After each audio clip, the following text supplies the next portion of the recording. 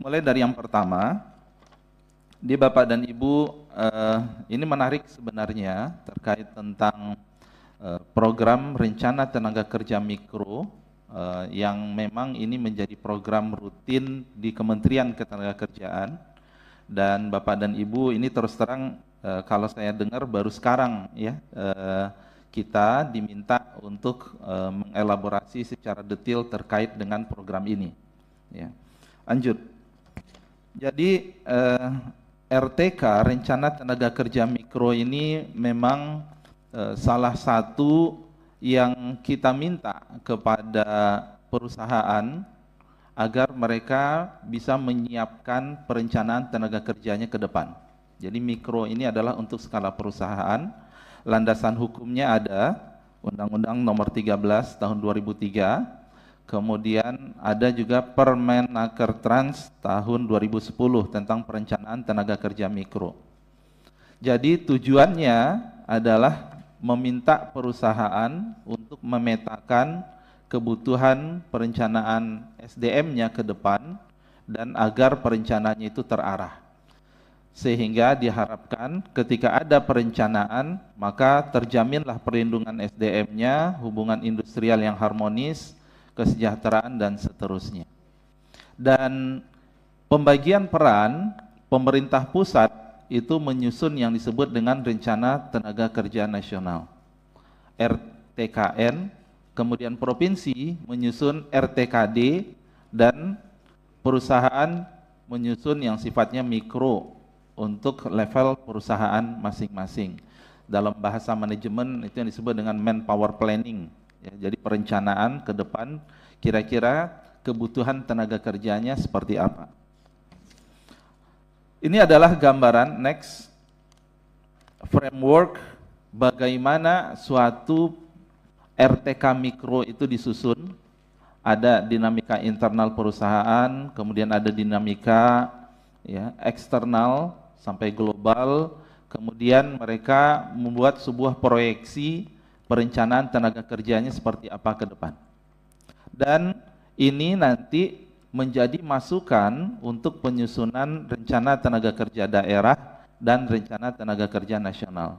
Jadi pendekatannya bottom up, dari sifatnya itu mikro sampai kemudian nanti menjadi makro, dan itu juga suatu proses iterasi sebenarnya.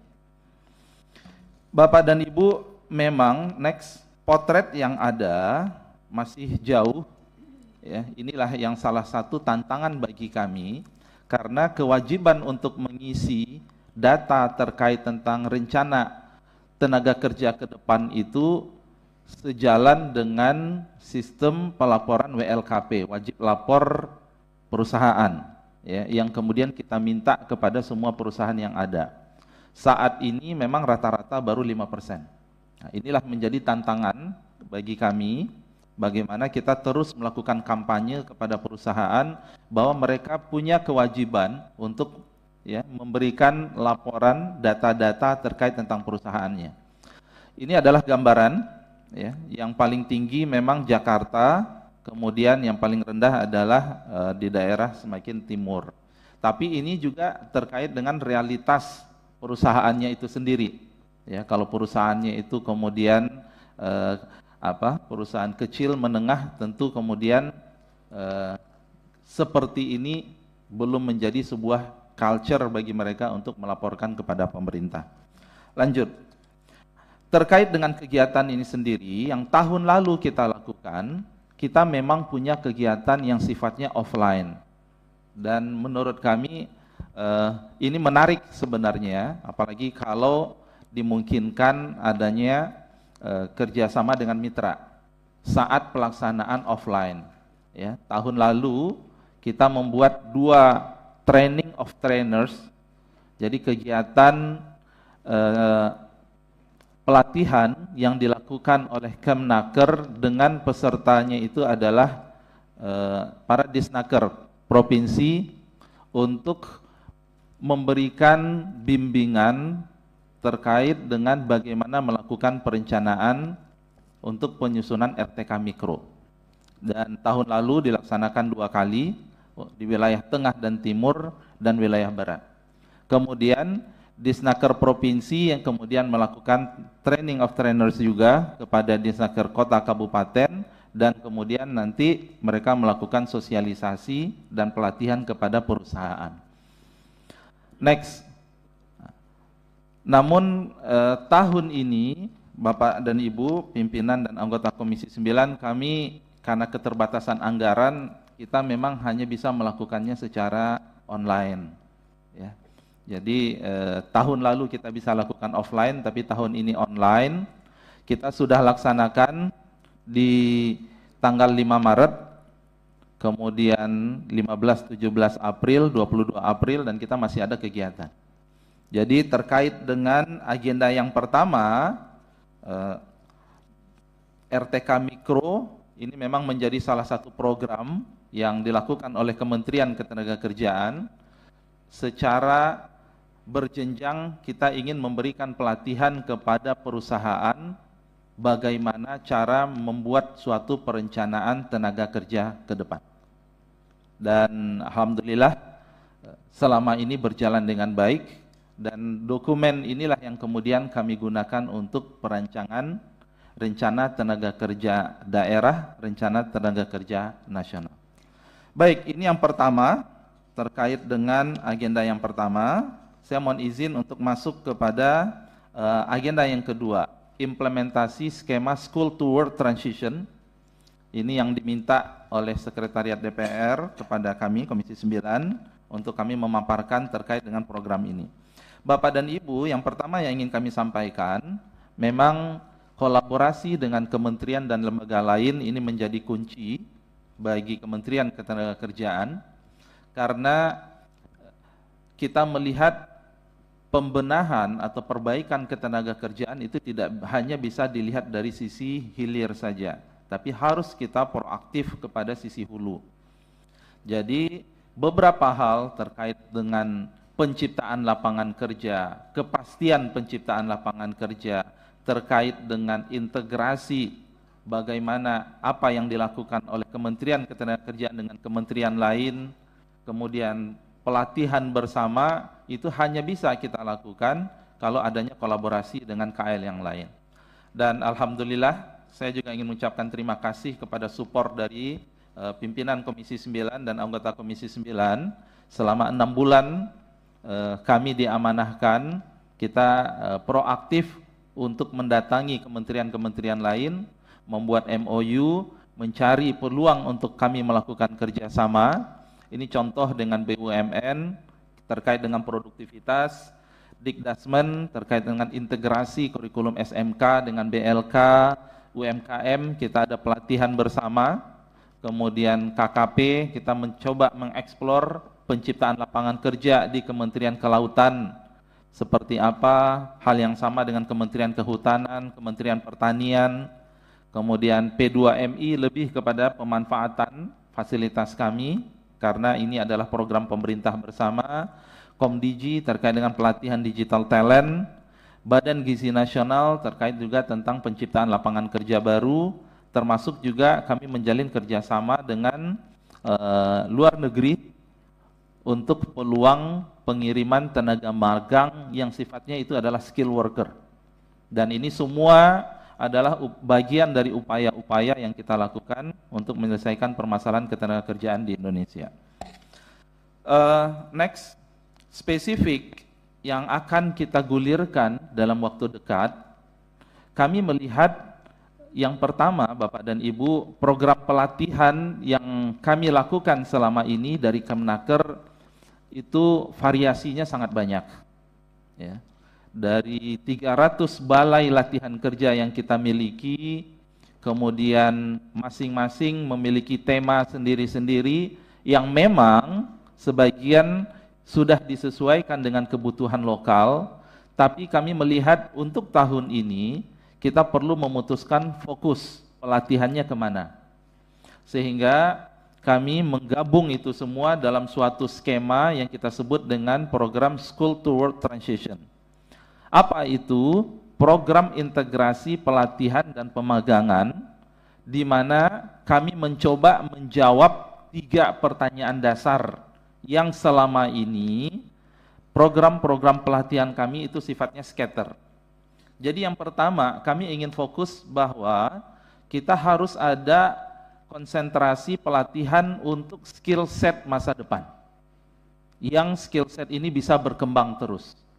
Yang kedua, kita perlu mengintegrasikan juga dengan pelatihan soft skill bahasa asing wirausaha. Jadi selama ini pelatihan itu dibuat terpisah, modul yang terpisah. Dan kita juga ingin bahwa pelatihan kita itu mengatasi mislink, mismatch dengan kebutuhan industri. Sehingga, dan yang kemudian juga harus dilaksanakan secara masif. Jadi ini 4 hal checkpoint yang menurut kami penting untuk kami bisa jawab terkait dengan apa yang akan menjadi fokus pelatihan kita untuk tahun ini. Ini adalah gambaran balai-balai besar yang kami miliki. Next. Sehingga dari rumusan itu dan melihat beberapa potret, ya sebelum saya sampai kepada ini adalah potret Bapak dan Ibu menjawab. Jadi pelatihan kita itu harus menjawab realitas saat ini. Yang pertama adalah tingkat pengangguran tertinggi pada usia 19-24 tahun. Realitas kedua, lulusan SMK memiliki proporsi pengangguran terbesar dibandingkan lulusan yang lain, proporsi.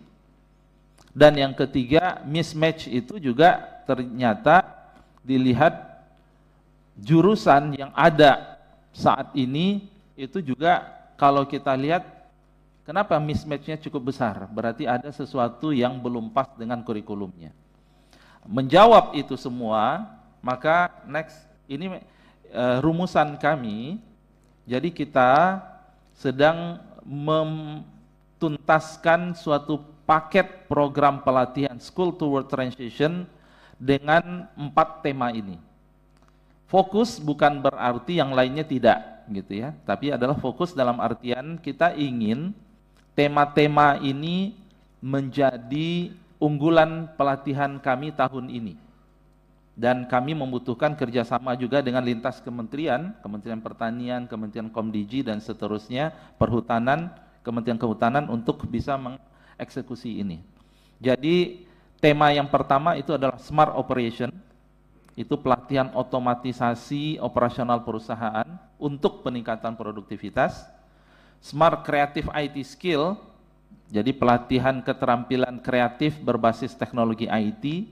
Situ ada content creator, pengembangan web, ada basic AI dan seterusnya. Agroforestry, pelatihan pemanfaatan hutan sosial. Kita punya hutan sosial yang luas dan itu belum teroptimalkan sehingga kita bisa manfaatkan itu lebih kepada pemanfaatan resource. Dan terakhir itu adalah pelatihan yang terkait dengan tuntutan kebutuhan green jobs ke depan. Kalau smart operation tadi ada smart farming, ya, smart office dan seterusnya. Rancangan program nasional ini, inilah yang kita sebut dengan apprenticeship, ya, magang dalam konteksnya vokasi. Nanti akan ada skema online, kemudian ada offline di BLK, kemudian selama 3 bulan itu di industri. Dan kami berharap industri itu bersedia menerima karena mereka datang dengan project based learning. Jadi ada skill yang mereka bawa dan industri tinggal menyiapkan case-case mana yang kemudian mereka bisa bantu untuk diotomasikan, untuk kemudian disederhanakan, kemudian untuk diefisiensikan dan seterusnya. Sehingga sesudah itu baru kami berikan sertifikasi, atau mereka juga bisa membuat wirausaha sendiri. Jadi contoh Bapak dan Ibu, misalnya kalau ada building di sini, ini masih manual, ya, kita bisa latih di balai-balai kita agar mereka bisa merancang sebuah sistem otomatisasi. Ketika tidak ada orang di gedung ini, maka kemudian lampunya otomatis mati, kemudian AC-nya bisa otomatis mati, berapa jumlah orang itu bisa disesuaikan. Smart farming juga sama, ya. Ini yang kemudian kita berharap skill set yang bisa menjawab kebutuhan ke depan, dan ini bisa tetap akan dimanfaatkan dan akan terus berkembang ke depan. Next. Dan inilah gambaran, kita akan manfaatkan juga dukungan ekosistem digital yang kita sudah miliki saat ini. Ada skill hub, ada Certi-Hub untuk sertifikasi, ada Career Hub, dan ada Biz-Hub. Dan semua ini terintegrasi menjadi suatu ekosistem yang kami miliki menunjang program School to Work Transition yang akan kita gulirkan. Lanjut. Next. Ya, next. Sekarang kami masuk kepada bagian yang ketiga, Bapak dan Ibu, evaluasi permasalahan pemutusan hubungan kerja PHK sektor industri padat karya pemerintah atau swasta. Bapak dan Ibu yang kami hormati, Bapak Ibu pimpinan Komisi 9, anggota Komisi 9, ini adalah data PHK nasional. Memang kalau kita lihat potretnya 2020 itu COVID ya, terjadi peak sebesar 386.000 sekian, 2024 naik 2023 ya. Kemudian saat ini sudah terdata itu adalah sekitar 24.000. Jadi sudah sepertiga ya, sepertiga lebih dari belum lebih ya, sepertiga dari tahun 2024. Ya, jadi kalau ada yang bertanya PHK year to year gabungannya itu saat ini dibandingkan tahun lalu memang meningkat. Ya, ini potretnya. Dan 3 provinsi terbanyak PHK Jawa Tengah, Jakarta, Riau, dan 3 sektor terbanyak itu adalah industri pengolahan, perdagangan besar dan eceran, dan aktivitas jasa lainnya. Tentu kita harus coba bedah next, apa sih penyebab PHK? Ini adalah hasil data dari kami dan ada contoh perusahaan. Ternyata kalau kita lihat memang dari ada 25 penyebab PHK yang mungkin 7 inilah yang dominan. Pertama karena memang perusahaannya rugi atau tutup karena pasar dalam negeri luar negeri yang menurun. Relokasi, pindah ya mencari upah yang lebih murah. Kemudian ada kasus perselisihan hubungan industrial, tapi ini biasanya tidak massal dari satu perusahaan. Kemudian tindakan balasan pengusaha akibat mogok kerja, jadi ini hubungan industrial juga. Ada untuk efisiensi, perusahaannya tetap survive, tapi dia kemudian mengurangi jumlah orang. Kemudian ada yang ya melakukan transformasi, perubahan bisnis dan seterusnya. Kemudian yang terakhir itu adalah pilot, karena beban terkait dengan kewajiban kepada kreditur dan seterusnya.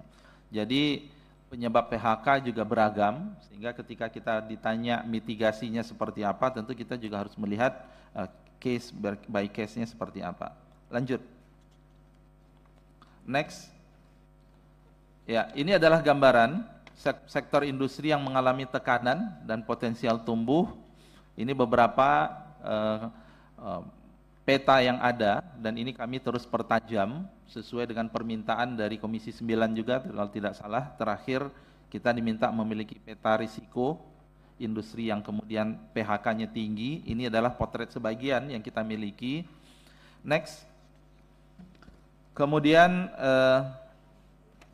kami juga ingin sampaikan khusus terkait dengan TPT ya, industri tekstil dan produk tekstil. Bapak dan Ibu yang kami hormati, sebenarnya kalau kita lihat PHK itu benar ada, dan juga PHK itu kemudian relatif lebih tinggi dari tahun lalu, tapi potret real juga menunjukkan bahwa investasi baru itu juga ada. Ini data dari Kementerian Perindustrian. Kalau kita lihat terkait dengan survei dari Sakernas juga, jumlah tenaga kerja sektor industri pakaian jadi malah terjadi peningkatan.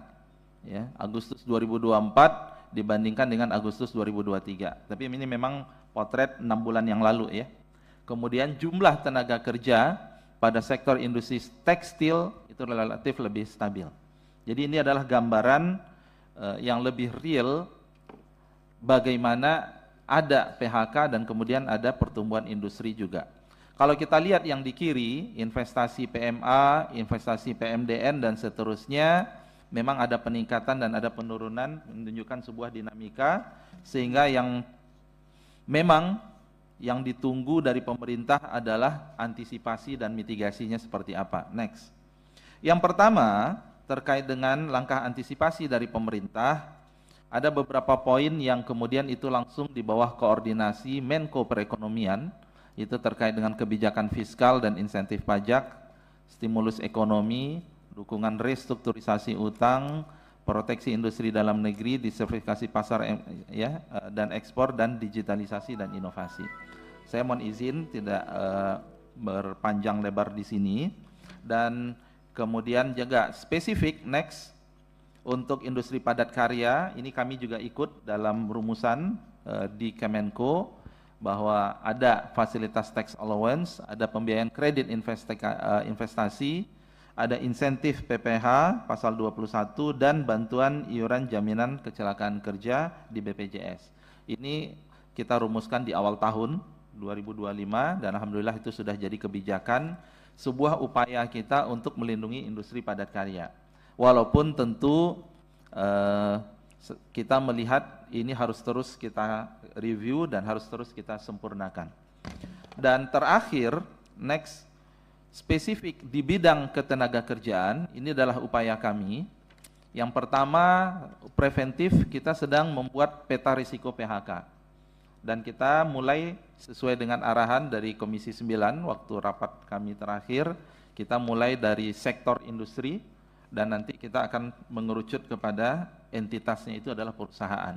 Dan kita akan libatkan dinas-dinas ya untuk keluar dengan early warning system sektor atau perusahaan yang kemungkinan besar PHK. Dan saya ingin laporkan juga good news, perkembangan dalam 1 bulan terakhir, teman-teman dari Kementerian Keuangan juga siap mensupport data terkait dengan pajak ya PPh 21, sehingga dari situ kita juga bisa melakukan estimasi apakah sudah terjadi pengurangan jumlah tenaga kerja atau belum, trennya seperti apa dari suatu perusahaan, sehingga kita bisa lakukan itu untuk mitigasi, melihat kemungkinan terburuk selanjutnya seperti apa.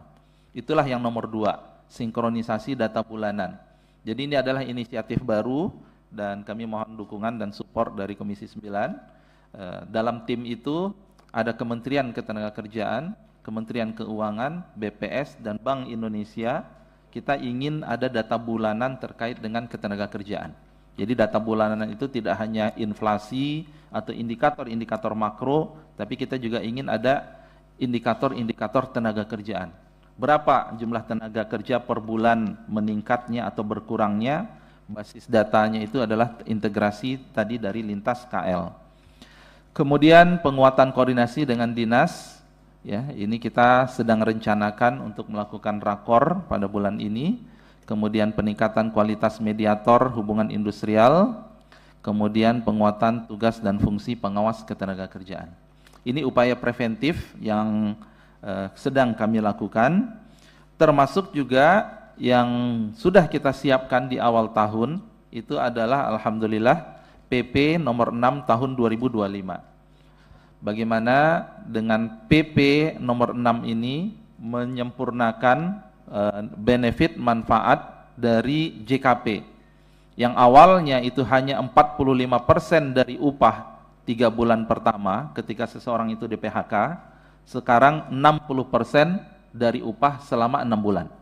Jadi kalau seseorang itu dia ya anggota BPJS Naker, dia di PHK selama 6 bulan, mereka mendapatkan uang tunai 60% selama 6 bulan. Dan ya, manfaat pelatihan kerja yang awalnya itu hanya sebesar 1 juta kemudian menjadi 2,4 juta.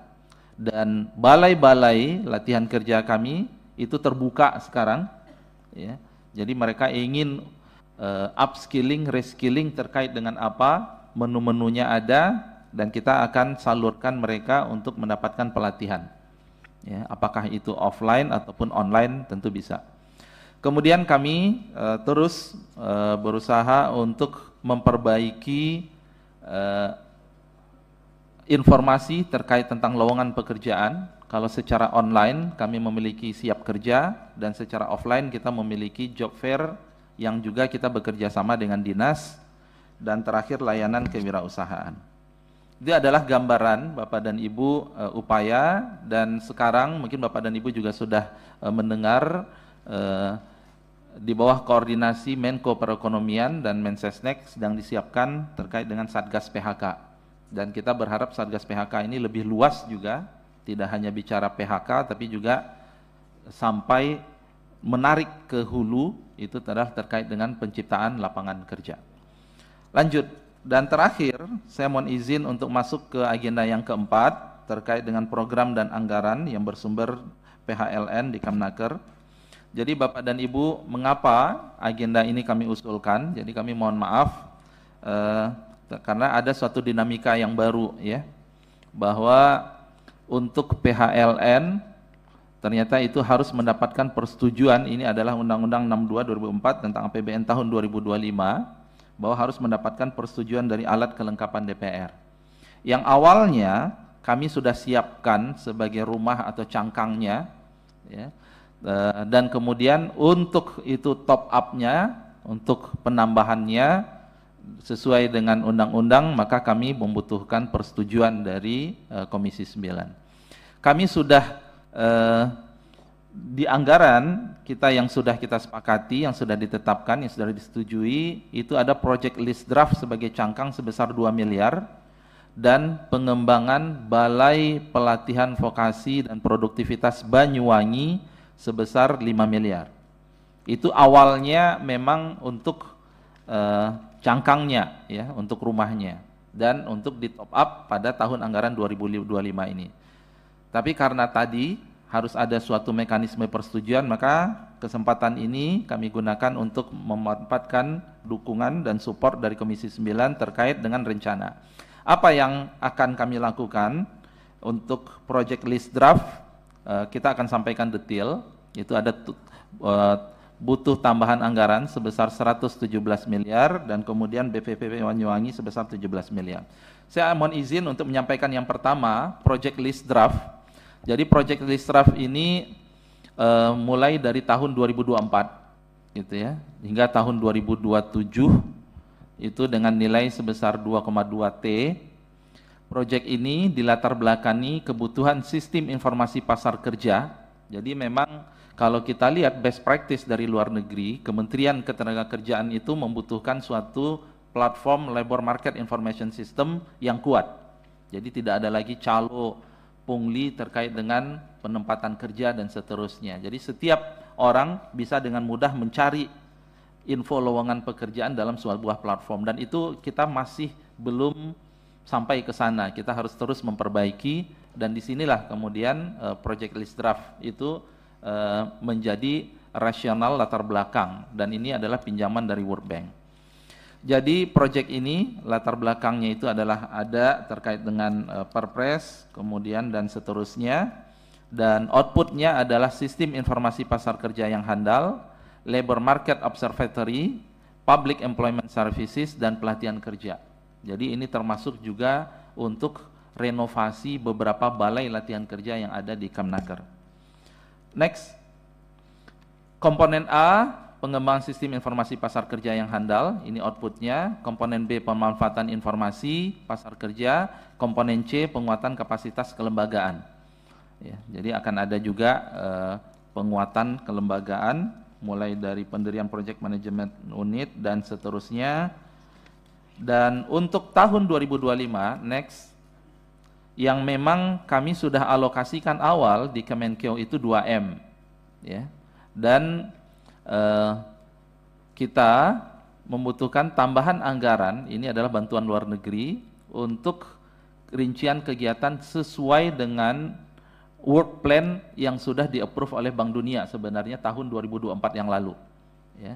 Jadi ada revitalisasi arsitektur sistem, kemudian adjustment peningkatan kemampuan, pengumpulan dan seterusnya, ini sebesar 117 miliar ya. Dibandingkan dengan anggaran Kemnaker yang 2,6 triliun sebenarnya ya lumayan sih ya untuk kita kemudian tambahannya. Kemudian kami izin yang kedua itu adalah proyek BPVP Banyuwangi.